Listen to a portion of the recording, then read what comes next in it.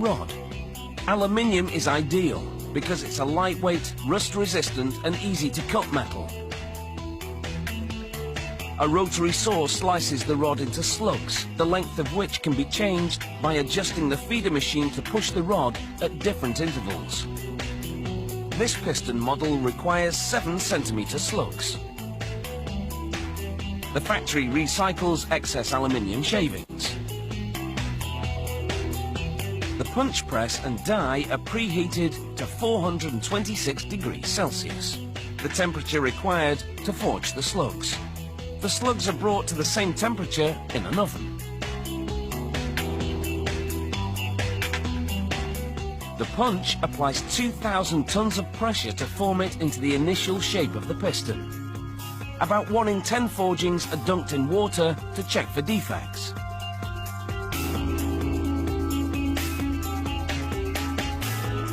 To make forging easier, they pre-lubricate the slugs before heating them. That's why the slug flames up when struck by the press.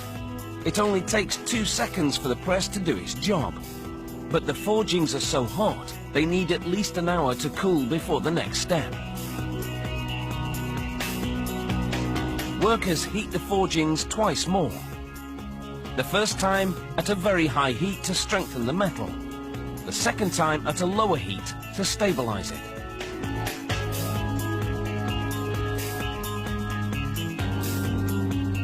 Now, they insert each slug in a lathe to give the forging the correct shape for machines that handle it later.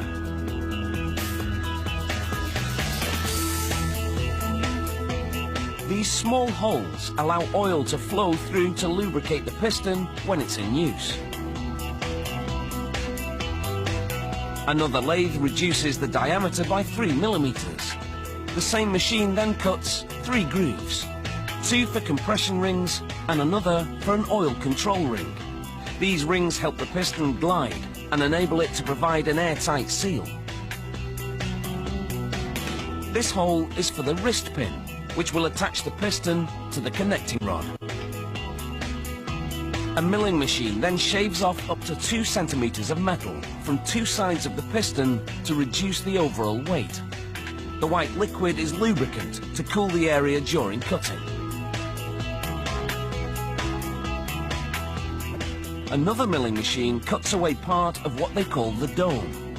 This way, it'll clear other parts when moving inside the cylinder. The piston must be just the right shape and size. Some of them move up and down as much as 6,000 times per minute when the engine is running. Next, a lathe shaves a hair width more of the metal from the outside. This cut enables the piston to expand slightly when the heat builds up inside the cylinder. An automated drill makes 2 intersecting oil drain holes to enhance lubrication of the wrist pin. Another machine now engraves model and production data.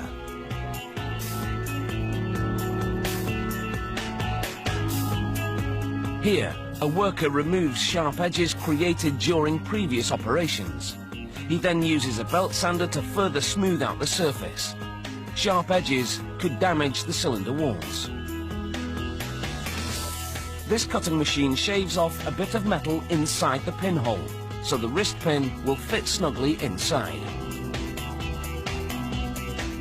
Once the cutting's complete, high-pressure jets spray the pistons with hot deionized water. This cleaning removes all traces of lubricant and oil. And after a blow dry with an air gun, these pistons are ready to go through their ups and downs.